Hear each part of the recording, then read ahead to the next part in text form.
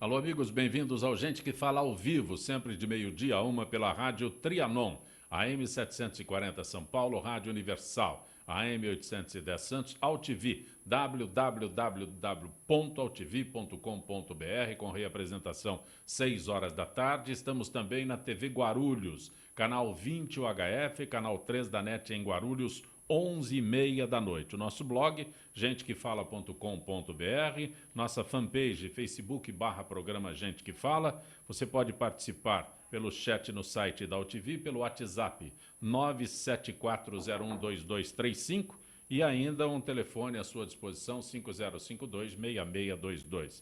Participando desta edição de Gente que Fala, a professora Eunice Mendes. Prazer tê-la aqui, professora. Prazer é meu também. Muito obrigada pela oportunidade, Zancopé. A professora Eunice Mendes é pedagoga, atriz, especialista em comunicação verbal. Comunicação verbal, é isso mesmo? Isso, é mais comunicação oral mesmo, e linguagem corporal também. Sim. Eu ministro treinamentos de técnicas para falar em público e principalmente situando o medo como algo que você pode administrar. Quem de nós já não teve as mãos suadas? Quem de nós já não ficou gaguejando? Conheço. Não é? Quem de nós já não teve o coração batendo? Mas todas essas questões podem ser bem administradas se você fizer a sua lição de casa. Beto Bellini, prazer tê-lo aqui, Beto. Muito prazer. Você é ator, dramaturgo? Faço um monte de coisa no teatro. Na verdade, eu sou um aprendiz teatral, eu diria. Eu adoro teatro e fico mexendo com ele, fazendo de tudo nele. O que é o FAZ Centro de Criação? É uma empresa que tem 20 anos de mercado, é uma empresa... Não é uma empresa, é um grupo de teatro, né? Assim, várias pessoas passaram por esse grupo. É um laboratório de teatro. A gente trabalha com desenvolvimento de ideias, né? O teatro...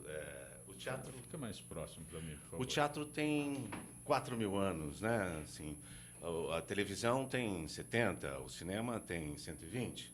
O teatro é a base para a arte dramática. Então, a gente trabalha com a essência da arte dramática, das linguagens corporais, as linguagens teatrais.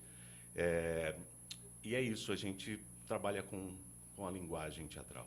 Professora Eunice, onde o ator se adapta nesta comunicação oral, agora que a senhora colocou? Em tudo.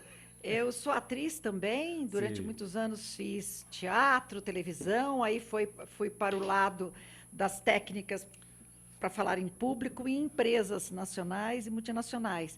E eu levei muito da minha base teatral para a sala de aula. Quer dizer que aí o caminho é inverso. Isso, porque as técnicas teatrais, elas ajudam demais a pessoa a se soltar, a não ter medo do ridículo, a saber que tudo faz parte da aprendizagem. E da comunicação, né? E da comunicação. Nós respiramos comunicação o tempo todo. Quer dizer, eu acredito que pelo menos 70% do nosso dia nós gastamos esse nosso tempo na comunicação e não damos para essa comunicação o devido valor, porque achamos que nós nascemos nos comunicando pelo choro ou pela falta de choro, e depois aí pela vida, como nós sabemos falar, sabemos às vezes nos expressar bem, consideramos que isso basta, e não basta. E as técnicas teatrais têm muito a ver. Se você conhece bem uma técnica teatral, para poder respirar bem, para poder verificar se existe congruência entre o que você diz e a forma como você diz, olha, esta parceria dá excelentes resultados. Um apresentador precisa ser um ator. Ele precisa conhecer essas técnicas teatrais, mas treina antes. No momento que ele estiver perante a plateia, aí ele precisa esquecer as técnicas e simplesmente ser. Ser ele, né? Com naturalidade. Antes que a gente fale sobre o Fando Elis? Fando Elis. Fando Elis. E também sobre o livro Falar Bem é Fácil e Depressão versus Esperança, que são 2 livros da professora Eunice Mendes. Aliás, eu vou presentear aqueles que nos acompanham com um exemplar de cada um desses livros. Falar Bem é Fácil. Eu quero saber onde é que a senhora viu isso, Falar Bem é Fácil. E Depressão versus Esperança. Roberto, antes que a gente entre no teu texto específico, eu sempre coloco isso. Por exemplo, a professora Eunice está falando sobre estudos, técnicas, e no Brasil nós temos o hábito de imaginar que as pessoas nascem prontas, não é?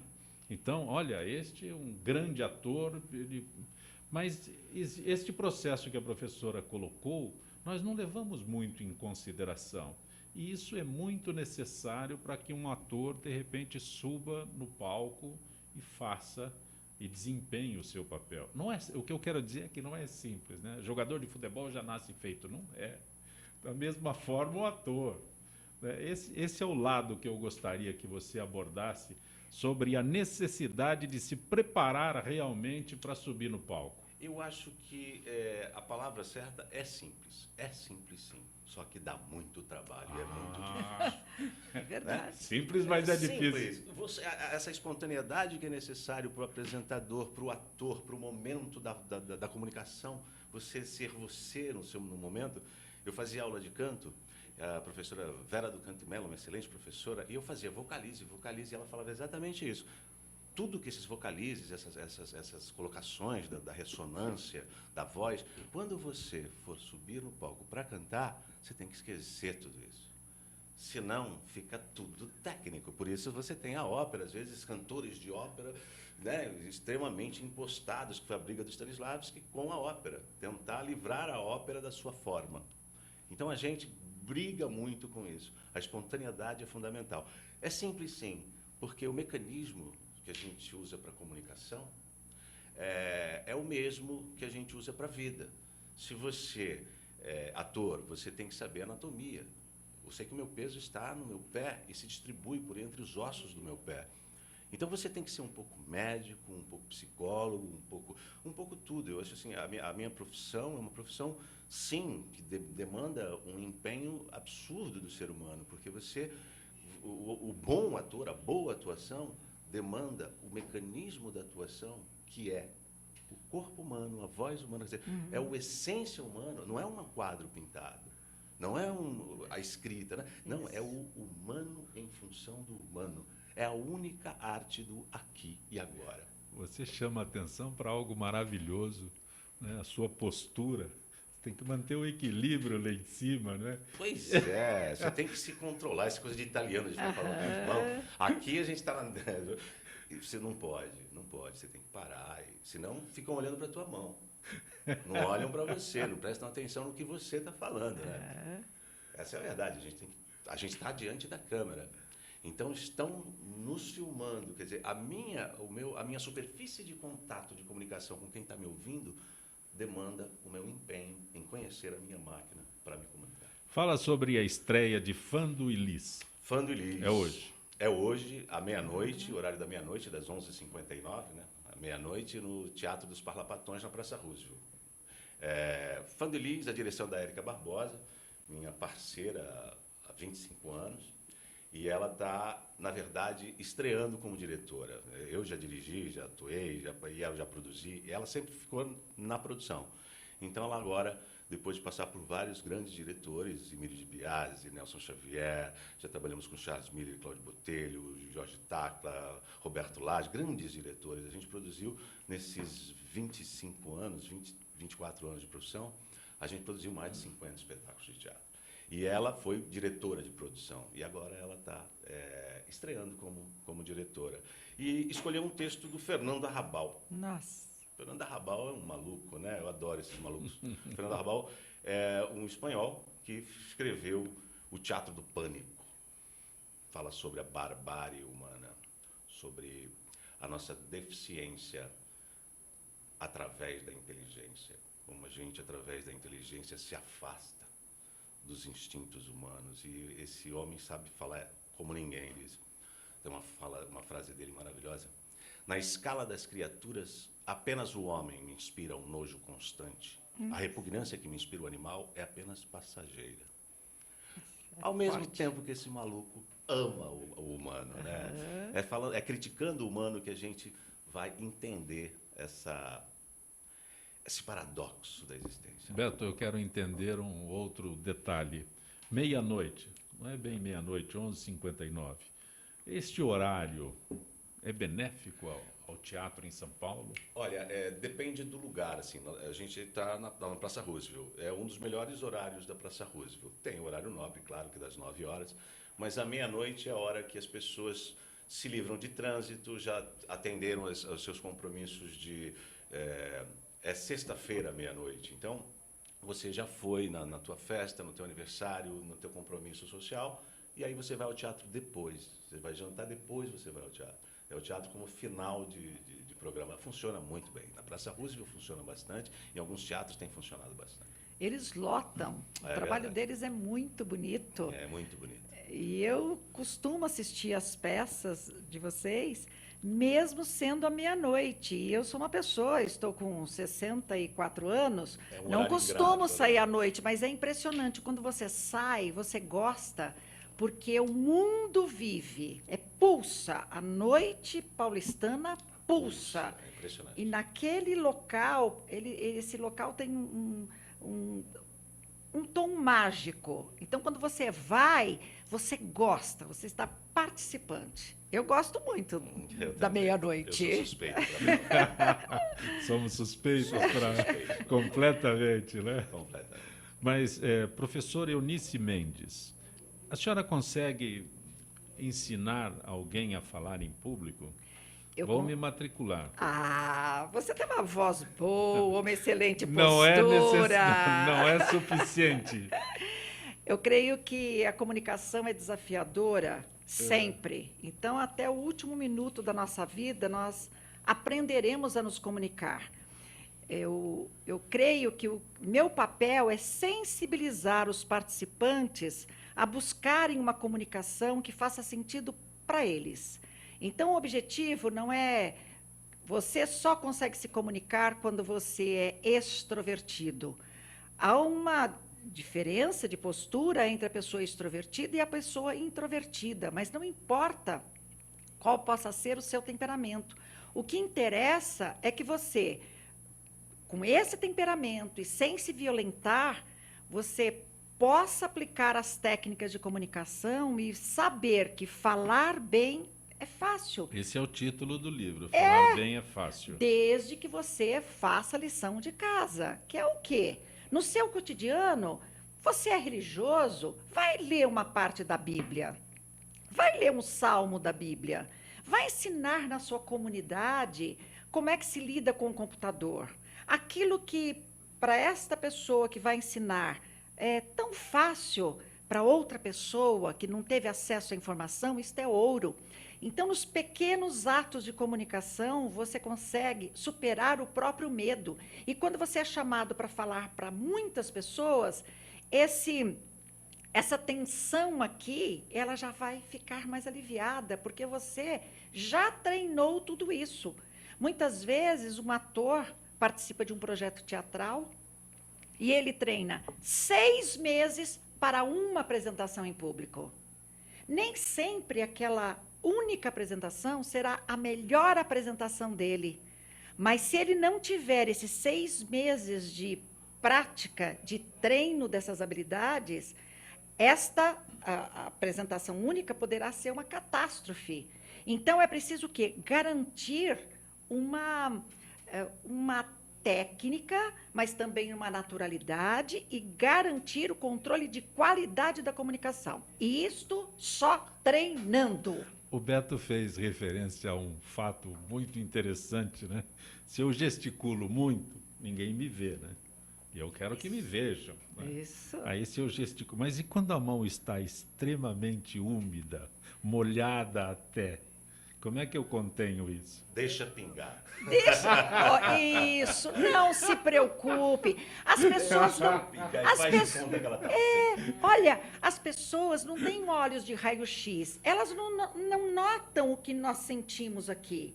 E se você tremer, eu digo para os participantes, tremer, tremeu. Gaguejar. Se for um bom tremor, será bem necessário. Meu Deus, e outra coisa. Como é que é, Beto? As pessoas... Se for um bom tremor, um bom motivo, por uma inflamação, por uma emoção. As pessoas perdoam porque elas querem que certeza. você se dê bem no palco. É impressionante. torcem. Elas torcem por você. Torcem. Quando você chega num palco para falar, as pessoas ligam sua televisão, sentam num estado de recepção. E de Elas estão respeito. prontas. E de respeito. Nossa, o jogo de cena, de teatro, o que se estabelece, o público na hora compra. Nós compramos. Nós, como humanos, necessitamos. Isso. Vou citar de novo Shakespeare. Eu sou fogo. Eu começo a vir as coisas na minha cabeça. O propósito da representação, tanto no início como agora, era e ainda é servir de espelho à natureza, mostrar a virtude, a sua imagem, ao escárnio, a sua feição, e ao corpo do tempo sua própria forma e conjuntura. Já disse William Shakespeare. É lindo. Fala sobre... Vocês são extremamente competentes e falam isso com muita naturalidade. Então, o Beto se refere a uma apresentação, a cenas, né, a textos, com muita facilidade. E a professora...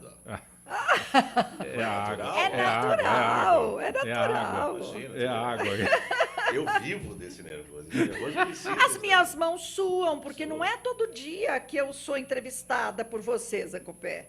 Então, quando você faz algo novo, você sente aqui, mas você sente também algo maior. Há alguém que me assiste e que poderá lucrar com a nossa conversa. Então, por que não? Apesar do tremor nas mãos, apesar do pingo de água que sai daqui, por que é que você não pode dar um salto a mais para ajudar outras pessoas? Quer dizer, e com isso, você ter a oportunidade de fazer desta arte, de falar bem, de atuar bem, fazer desta arte uma forma de você ter uma conexão com o outro. E essa conexão vem por meio da comunicação oral e escrita não verbal. Nisto consiste a evolução da humanidade. Também acredito. A gente está se comunicando, a gente sabe que está sendo visto, está falando, porque a palavra bendita dá poder. Né? E o que o ser humano busca o tempo inteiro, com tudo, é o poder. É o poder. É o poder de falar e fazer bem, fazer mal, o poder além do bem e do mal. Se comunicar. Se comunicar. É através da comunicação que ele atinge todos os seus objetivos. Seja vendedor, seja um médico pedindo um bisturi, analisando uma cirurgia. Através da comunicação. É através da representação. Um médico só abre um paciente depois de ter aberto um monte de defunto. Ele vai lá na faculdade de medicina e abre um monte de cachorrinho, macaquinho, morre um monte de bichinho para ele poder aprender e chegar na prática da realização da medicina, vamos dizer assim. E sabe, há um outro conceito que eu quero falar, que há uma diferença muito grande entre falar, se expressar e conseguir dizer e conseguir se comunicar. Você precisa saber quem é essa pessoa que está à minha frente. Como é que ela pensa? O que ela sabe sobre esse tema? Como é que eu posso criar esta palavra que eu considero muito bonita, que é conexão, quer dizer, em que medida que você pode atingir a mente e o coração da outra pessoa.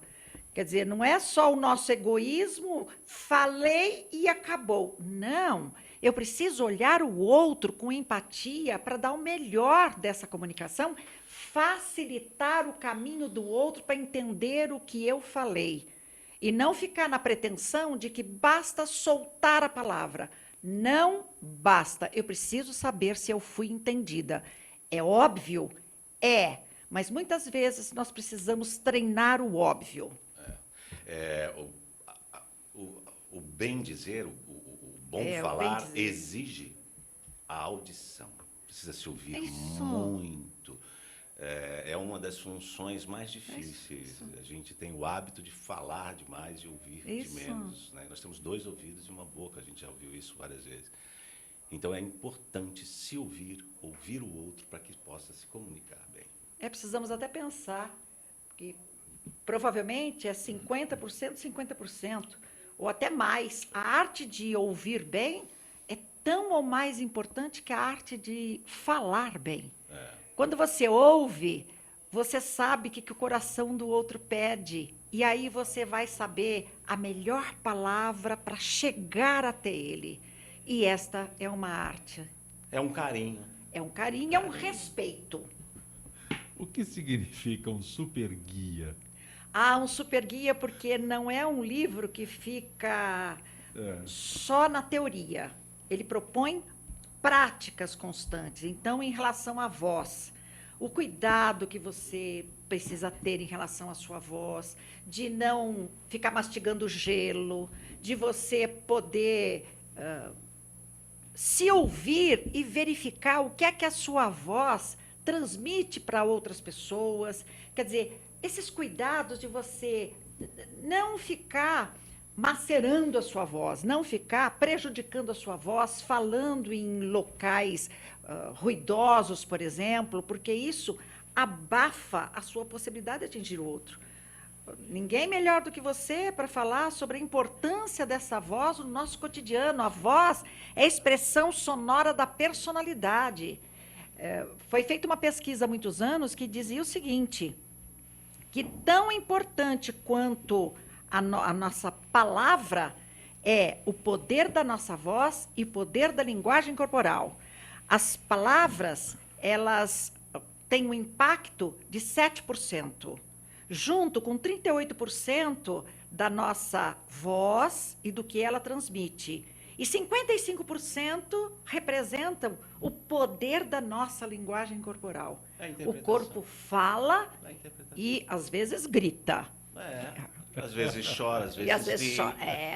Mas é o instrumento. Né? Você vê que você falou quantos por cento? 38 mais 38% mais 38% mais 7 mais 55%. É a palavra, ela é morta. Ela está no papel. Árida. A palavra árida, ela não é nada. A palavra não é nada se não for bendita. Isso. Tem uma coisa do cinema, é uma rincha, né, que diz que uma imagem fala mais que 1000 palavras. E digo eu, uma palavra bendita fala mais que 1 milhão de imagens. Beto Bellini, como é fazer teatro neste país imenso pergunta. como o Brasil?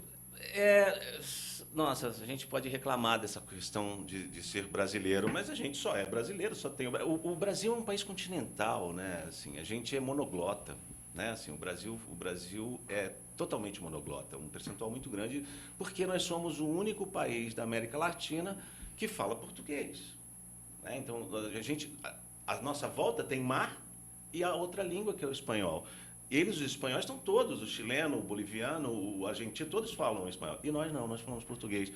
Esse país ele é um paradoxo, porque pode ser destrutivo como pode ser construtivo isso. Eu acho que a nós, artistas, cabe tirar proveito daquilo que nós temos, né? Eu acho que o Brasil é muito criativo, o brasileiro é muito criativo, nós temos que ser. Nós temos que ser. Agora, sem dúvida nenhuma, a gente tem um país muitas vezes mal administrado, os valores completamente alterados, né, dos valores, né, os valores são alterados. Né? A gente tem um belo de um carro e uma cama nem tão boa. Né? Assim, eu lembro que um figurinista, cenógrafo falou isso, as pessoas gastam fortunas em carro e as camas são aquelas camas caindo aos pedaços. Então, assim, a gente pinta, a gente cuida mal da nossa casa, a gente cuida mal do nosso corpo. Sabe? Eu acho que a gente precisa entender que a evolução humana depende do autoconhecimento e da autopreservação. Agora eu vou completar a pergunta que eu fiz, porque todos os teus colegas que a gente tem a oportunidade de conversar se referem à dificuldade de fazer o teatro com excelentes profissionais, mas sem o chamariz de alguém que está exposto na TV. É a cultura da celebridade. Existe um excesso de celebração, existe uma necessidade de se reconhecer com aquele mais famoso. Isso atrapalha muito o mecanismo, o desenvolvimento da nossa profissão. Acho que são 2 ou 3% de atores que só vivem da profissão de ator. Né? Eles trabalham em várias outras coisas. Quer dizer, é que ele consegue sobreviver de ator. Qual é a tua profissão, ator? E você faz o quê? Não, tá bom. E para viver, você faz o quê? Eu, por exemplo, faço de tudo. Eu produzo, eu dirijo. Mas dentro do... Eu faço dentro da coisa que eu sei fazer. Sim, eu sei fazer ali. Ali eu mexo com tudo que eu sei fazer. E, assim, eu acho a pergunta é irônica, mas muito procede. ingrata, né? Muito ingrata. Ninguém pergunta para a professora, eu sou professora, o que se faz? É tão difícil agora, quanto, né? Você é ator, e você faz o quê? Sabe? Então, porque todo mundo é ator, né? Ator é uma coisa que todo mundo Então, é exatamente isso que eu gostaria e procuro sempre esclarecer cada vez mais a dificuldade que tem para se subir a um palco. Eu dou aula de teatro. A primeira coisa que eu ensino para os meus alunos, que são as pessoas que eu faço oficinas para as minhas montagens, jovens alunos, é assim, você não pode ser só ator. Assim como você não pode ser só médico. Vai Se estudar. o cara não souber administrar os seus recursos, ele não é um bom médico. Então, ele tem que ser um bom administrador. Então, a gente tem muito rótulos, né? A gente tem muita divisão de tarefa. Eu acho que você, primeiro, não é ser um bom ator, você tem que ser um bom ser humano. Acima de tudo, um ser humano é bom porque é bom ser humano. Agora, se você tem mau caráter e você vai ser um péssimo ator por isso. Então, quer dizer, você não vai usar o teu caráter em função disso. Então, a verdade é que a gente vive num país onde os valores são invertidos. É aí que mora a nossa grande dificuldade. Eu digo para os meus atores que não é só ator, você tem que aprender a produzir. Eu, primeiro, fui ser produtor, para depois ser ator. Eu queria ser ator, eu queria aparecer, né? Subir no palco. Aí eu vi que eu não ia conseguir ser ator se eu ficasse à mercê do mercado. Então, eu fui estudar produção. Então, fui conhecer a profissão. Conhecer a profissão de captador de recursos, as leis de incentivo, que você tem a iniciativa privada, você tem o produtor cultural e você tem as esferas governamentais que têm por obrigação fomentar a arte. O teatro que eu faço, ele não vive de bilheteria.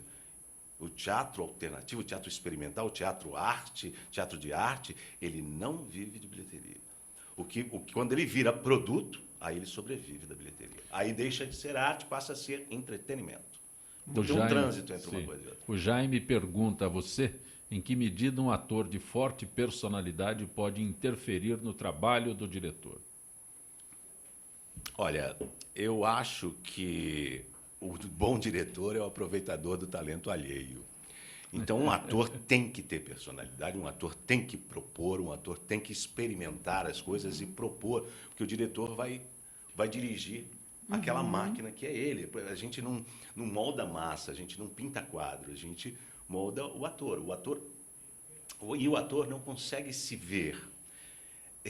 O ator precisa de um diretor. O diretor é uma peça fundamental no teatro, mas o principal elemento do teatro é o ator, é ele que leva a peça, porque é ele que faz a arte do aqui e agora. É diferente do cinema, é diferente da televisão. O principal elemento da televisão é a produção, o principal elemento do cinema é o diretor, agora do teatro é o ator. Agora, o ator tem que ser diretor, produtor, por isso que eu estou te falando. Sim. Você tem que saber, você tem que ser dramaturgo, porque se o ator não é dramaturgo hoje, você sabe, você vê que ele não tem leitura, que ele não tem repertório, que ele não tem cultura. Basta ele falar uma frase bem escrita por um Shakespeare e saber que o cara está vazio, porque ele não sabe o que ele está falando. Professor Eunice, Pedro da Lapa, mesmo com algumas restrições ao seu português, o ex-presidente Lula pode ser considerado um bom comunicador? Pedro da Lapa, diz comunicador verbal. Pode. Pode e é. E é. Porque ele consegue se comunicar bem com as grandes massas. Mas não consegue se comunicar bem com todos os tipos de eleitores. Todas as camadas. Todas as camadas. Então, para a camada para a qual ele se propõe dar o seu melhor, para quem ele se dirige, para quem ele se dirige, convence até com os erros de português que eu fico me perguntando se não fazem parte de um marketing. Não, ele é daquele jeito mesmo. É? E melhorou bastante. Era bem pior. Eu conheci... Não tanto quanto deveria. Eu só ter feito uma faculdade e ter melhorado bem mais. Eu entrevistei em outras épocas. A gente vai fazer um intervalo no Gente que Fala e retornaremos em instantes. Até já.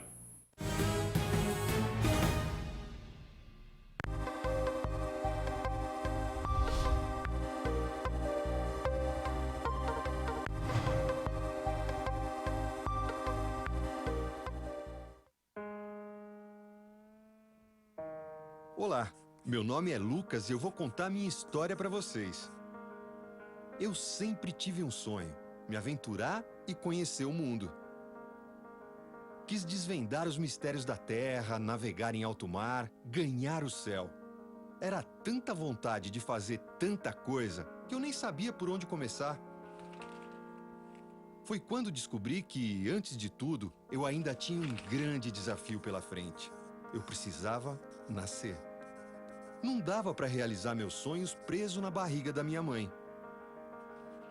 Eu queria começar a aventura da vida o quanto antes. Forcei tanto que consegui. O problema é que fiz isso cedo demais. Não estava pronto. E outra vez, fiquei preso. Eu era menor do que imaginava. Como ia conseguir realizar os meus sonhos daquele jeito? Fui perdendo as esperanças.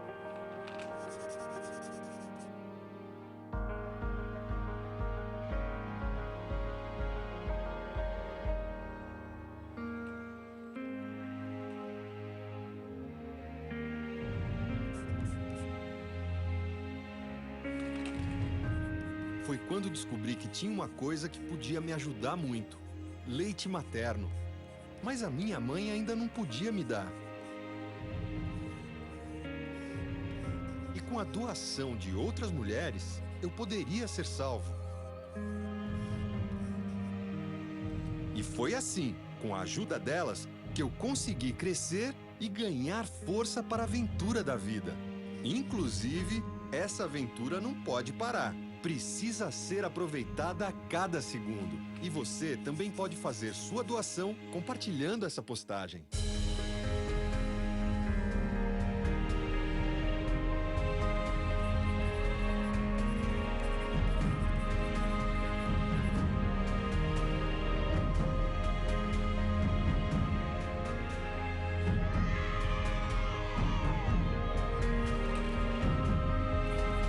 É o governo federal trabalhando para o Brasil avançar. Ministério da Saúde, Governo Federal.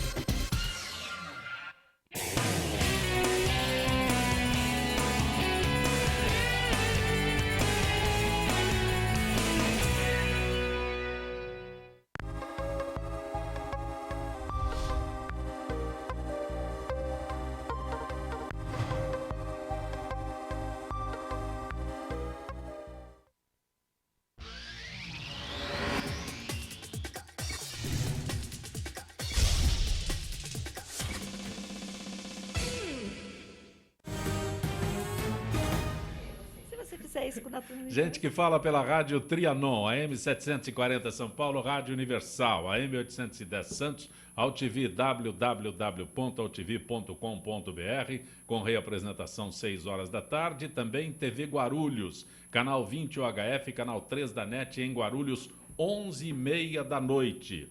Um novo tipo de exame de sangue, ainda em fase experimental, pode salvar a vida de quem está lutando contra o retorno do câncer de mama. Informações que nós recebemos através da FIPESP e repassamos a vocês. Cientistas da organização britânica sobre o combate ao câncer encontraram traços de câncer de mama em um grupo de mulheres 8 meses antes do provável período em que ele normalmente seria detectado. O estudo acompanhou 55 mulheres que já tinham tido esse tipo de câncer. Dessas, 15 enfrentaram retornos dos tumores e 12 foram diagnosticados pelo novo teste muito antes, segundo o estudo divulgado pela publicação Science Translation Medicine. A vantagem de se detectar a reincidência antes significa que tratamentos como quimioterapia podem ser administrados mais cedo, aumentando a chance de sobrevida do paciente. A recidiva pode ocorrer quando uma cirurgia não consegue retirar todo o tumor ou se ele já tiver se espalhado para outras partes do corpo. Informações que nós trazemos a vocês através da parceria que fazemos com a FIPESP, Associação dos Funcionários Públicos do Estado de São Paulo. Conosco hoje a professora Eunice Mendes, que é especialista em comunicação oral. Posso dizer oral ou verbal? Pode dizer oral. Oral. Ela é autora dos livros Falar Bem é Fácil e Depressão versus Esperança, que nós estaremos presenteando 2 ouvintes do nosso Gente que Fala. Também o ator, dramaturgo Beto Bellini, que é diretor do FAS Centro de Criação. Você também é autor de livro? Eu publiquei um livro, quer dizer, publiquei o ano passado, foi o primeiro livro, foi umas publicações de blog, chama Ambiente Perigoso. Ambiente Perigoso? Escrevi 3 peças de teatro nos últimos 5 anos. Só? 3 peças de teatro. Eu pergunto só, porque você fala com tanta simplicidade. Publiquei. Não, mas é difícil. Eu demoro uns 3 anos para cada livro que eu vou escrever. Eu imagino. Não, mas ele falou com muita simplicidade, né? Sou autor de Ambientes Perigosos, Ambiente Perigoso. Um blog, na verdade, eu escrevi esse blog desde 2010, então eu fiz uma triagem e publiquei virou livro por causa da editora Giostre, que o Alex...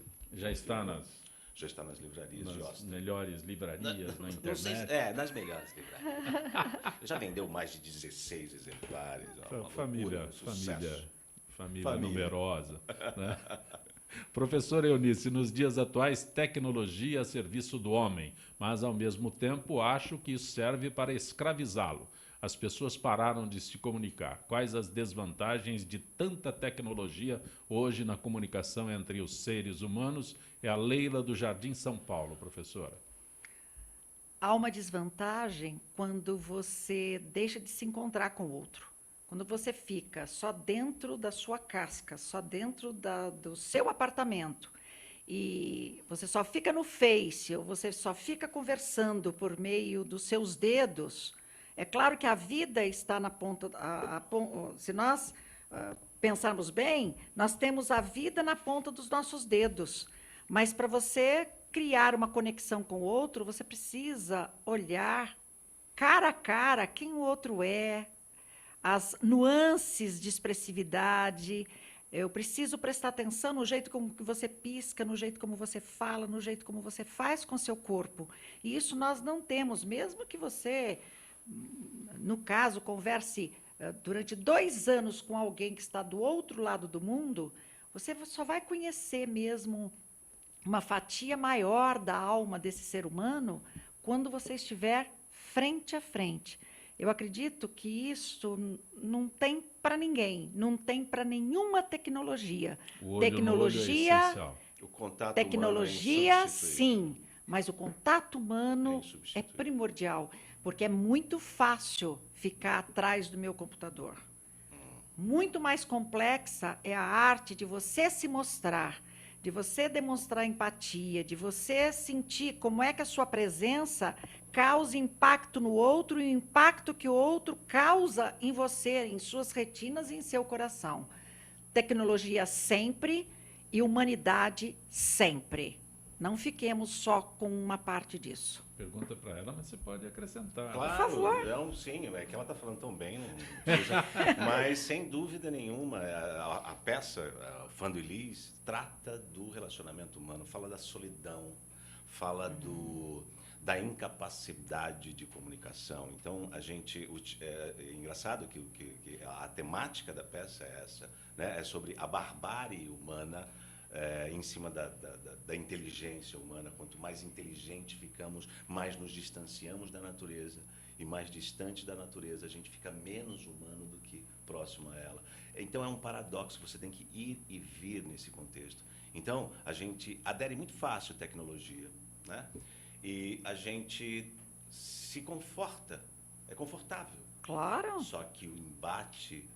A alma humana só se sente no tete-a-tete, só no olho no olho. É fácil ficar só no quadrado. É fácil. Quando um ser humano entra em nossa vida para uma relação mais verdadeira, mais conectada, você precisa sair desta caixa e precisa dar um passo. E cada passo que você dá, Você tem que administrar o seu medo de estar em contato com o outro. Você E isso sabe- causa um estranhamento. E é preciso vencer esse estranhamento se eu quiser me tornar uma cidadã melhor. Um dos argumentos muito fortes que nós temos na captação de recursos junto à iniciativa privada é exatamente isso. Não basta mais o capitalismo selvagem. Hoje se fala de capitalismo humano. Uma empresa que contrata um funcionário, ela compra parte da vida deste homem. Então, a esta empresa cabe a obrigação de destinar parte da sua verba para crescimento, para a evolução humana, não apenas para os lucros. Sabe, é uma coisa que a gente conversa muito dentro dos fóruns de discussão a respeito de produção cultural, né? A cultura como produto, né? Assim, eu não gosto de falar isso, porque a cultura não é um produto, nunca será, né? A arte não é produto. O produto é consequência. A gente confunde consequência por objetivo. A gente vive confundindo isso. Você pode muito bem fazer muito bem o que você faz e, por isso, receber dinheiro. O dinheiro é consequência daquilo que você sabe fazer. Agora, se você tem o dinheiro como objetivo e não como consequência, você entra no capitalismo selvagem. Beto, a Vilma de Guarapiranga, o que o ator de hoje em dia busca no mercado tão concorrido? E não digo apenas o ator de TV, digo o ator que está iniciando carreira, está tentando alavancá-la. Vilma de Guarapiranga. Eu sempre digo o seguinte, seja ator, médico, qualquer coisa, primeiro você se desenvolve como humano. O que vale primeiro é o valor humano, a humanidade da pessoa. E se você é um bom ser humano, você vai ser um bom qualquer coisa. Agora, especificamente na carreira de ator, é uma carreira muito difícil. Meus filhos, nenhum deles, eu tenho 3, nenhum deles são atores. Eu não recomendo essa profissão. Por quê? Porque ela é muito difícil. Mas não é correto. Bom, eu não recomendo porque ela é muito difícil. Mas tudo que eles têm veio dessa profissão. Pois é. E aí vem o paradoxo disso tudo. Aí vem o paradoxo, exatamente. Mas eu não recomendo. Fiz ele pensar muito agora. E a paixão que ele tem pelo teatro. Eu tenho uma paixão pelo teatro muito grande, mas eu também sei o quanto custa fazer teatro. É muito caro. É muito caro. Me custou sentimentos, afastamento. Desculpa a interrupção, mas é algo... Imagina. Perfeito, não, perfeito. É um paradoxo, mas é muito dolorido. É muito dolorido. Sim, eu fiz isso com o Nuno Cobra Ribeiro, meu professor, amigo especial, e ele não queria que os filhos fossem professores de educação física. Aí eu falei para ele demorou 2 dias para me ligar de volta e falar, você tem razão, os 2 filhos são professores. Ele ficou remoendo 2 dias, 48 horas, imagina, eu remoendo. tenho muito orgulho se um filho meu fosse ator, claro que sim. Eu vou ficar muito orgulhoso. Professora Jerusa de São Bernardo, o que as pessoas tímidas podem fazer para que esta vontade oculta de se comunicar aflore? Primeiro que timidez não é destino. Você pode administrar essa timidez procurando, por exemplo, excelentes cursos. Precisa fazer uma aula para ver se você gosta de teatro. O teatro ajuda você a se desinibir.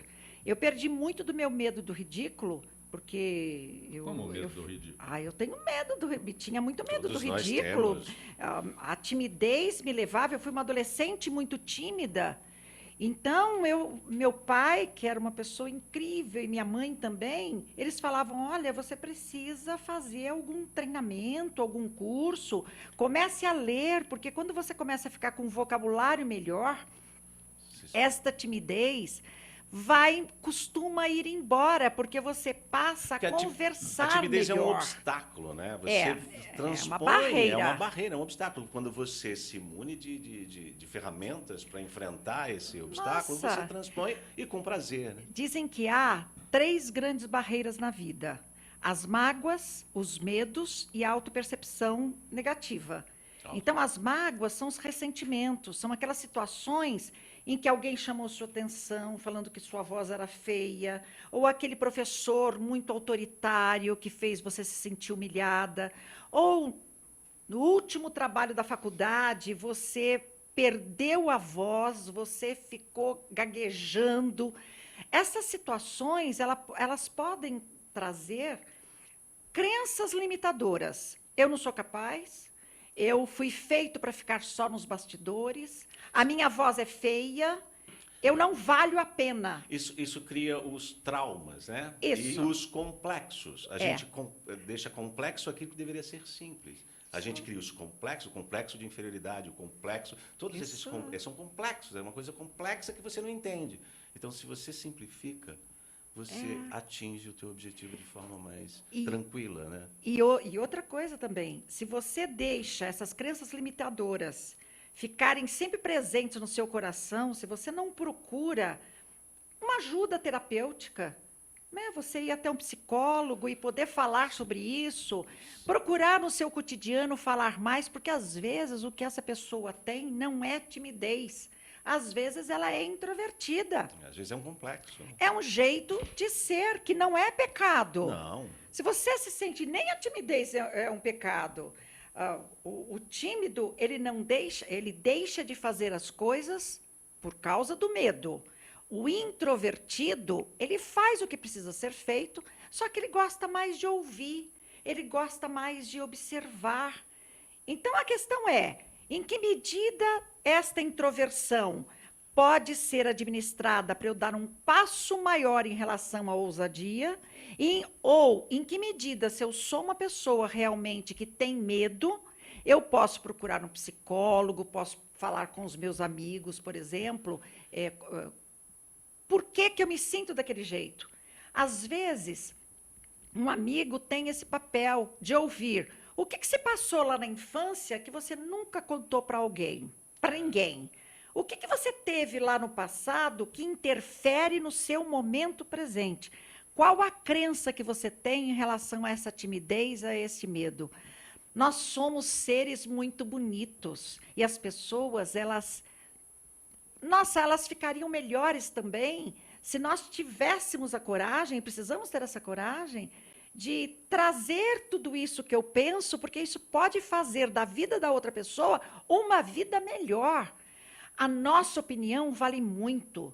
Nós somos pessoas poéticas, criativas, com bons argumentos. Agora, vai ler, vai estudar. Esta sugestão é maravilhosa. Vai Enriqueça o ler. seu vocabulário. Enriqueça seu vocabulário, porque Muito nós bom. somos, como diz um grande poeta, nós somos do tamanho da nossa linguagem. E uma excelente linguagem nos torna mais corajosos. Coragem é agir com o coração. Vá em frente. Roberto, essa pergunta é recorrente sempre que nós temos um ator aqui. O Fábio da Lapa é quem dirige a você a pergunta sobre como o teatro está administrando as peças que competem com as novelas à noite. Eu acho que o teatro não compete com a novela, nem não acredito nisso. A gente, como qualquer produto, né? Eu estou falando que tem teatro que é produto, e a gente tem que pensar como produto no sentido de levar ao público, né? O público precisa consumir, falando da linguagem do capitalismo, precisa consumir o teatro.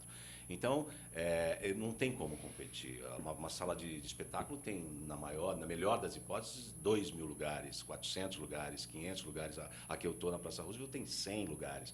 Então, você atinge quantas pessoas através do teatro? Eu acho que o teatro não tem que brigar por quantidade, e sim por qualidade. Às vezes, uma pessoa que assista uma peça, ela muda a história da humanidade, né? Que se emocionou, nossa, quantos e quantos não provaram essa competência de deixar o seu nome grafado no corpo do tempo, né? Grandes nomes, eu não preciso ficar citando-os, mas o teatro, ele tem outra função. É o que eu disse, o teatro tem 4.000 anos, a televisão e o cinema tem 120 e 70. Então, 4.000 anos. Então, tudo que nasce, o teatro, a televisão é o teatro eletrodoméstico, o cinema é o teatro tecnológico, é tudo teatro. É tudo teatro. Então, o teatro tem outra função. Tem teatro de rua, tem teatro... Você pode fazer... O teatro é a essência da criação, da representação humana. A necessidade do homem se olhar, se ouvir, se refletir, né? Professora Eunice Mendes, Sônia da Vila Zilda, o dom da oratória pode ter algum componente genético, hereditário? Olha, Há pesquisas que falam que a pessoa já é assim, que na gestação você já pode demonstrar sinais de timidez. Então tem aquele feto que já é mais o quê? Mais quieto. E tem aquele que chuta a barriga da mãe, quer dizer, pode ter componente hereditário sim, mas isso não precisa ser um destino. Isso eu posso melhorar. Então, eu não preciso ser uma pessoa tímida o resto da minha vida. Eu posso me organizar para fazer trabalhos, ir em frente, fazer a lição de casa, buscar técnicas, e eu posso me tornar menos tímida, sim. O Helder pergunta se o brasileiro é um bom comunicador verbal. Eu acredito que ele é um bom comunicador, que nós brasileiros somos bons comunicadores. Orais mais, porque aí na verbal estaria escrita também, e não verbais. Esse nosso lado mais leve, quer dizer, o nosso gestual, ajuda muito nessa comunicação. Malemolência brasileira. Isso ajuda. Nós não somos muito pesados, endurecidos. É. Eu quero voltar a uma resposta, se você me permite, Zancopé, em relação à timidez, é que essa timidez, muitas vezes, ela acontece muito na infância, com a nossa baixa autoestima. E depois, aos poucos, você pode, com esses caminhos, saber que essa timidez pode ser jogada fora mesmo. E aí você vê o quanto você é inteligente. Então, acreditar mais no poder pessoal de suplantar essas barreiras. Então, verificar o que é que tem me abatido mais quando eu vou falar com as outras pessoas. Quanto tempo eu vou levar para poder me corrigir? Que estratégias facilitadoras eu posso buscar? E aí, como é que eu vou treinar o tempo todo? E aí, fazer assim, perguntar para as pessoas em volta, você acha que eu melhorei minha comunicação? Pergunta para a mãe, para o pai, primeiro para as pessoas que amam você. O pai, como é que eu sou? Os que não vão, os que vão te agradar, primeiro é isso? Primeiro. Tem que tomar cuidado, Primeiro, para você, assim, ficar, são as pessoas que Professor, amam você. Aí eu vou chegar, aí é fácil, professor. Mas aí aos poucos. Não, mas aí você acredita. Aí você acredita um pouco e vai melhor sair começar para a rua. para não se machucar. E na Melhor começar em casa, Beto? Começa por Melhor casa. começar em casa. E aí, Zancopé, por exemplo, na escola, se você sempre fala assim para o seu grupo, faz o trabalho aí, eu faço a pesquisa. Não, você teve o trabalho de fazer a pesquisa, vai lá, dá a cara para bater, mas não para ser esbofeteada, que é quando você não conhece o tema. Conhecimento é poder, treinamento é poder. E você certamente vai ter um resultado muito eficaz. E vale a pena. Os seus olhos começam a brilhar mais quando você sai do seu medo e põe o pé nessa coragem, que é o agir com o coração. A vida vale a pena e a nossa conversa também. Beto, fala mais pra gente do seu espetáculo que estreia hoje, Fando e Lis. Fando e Lis é de um maluco chamado Fernando Arrabal. Eu adoro o Fernando Arrabal. É o surrealismo, ele pertence à escola surrealista.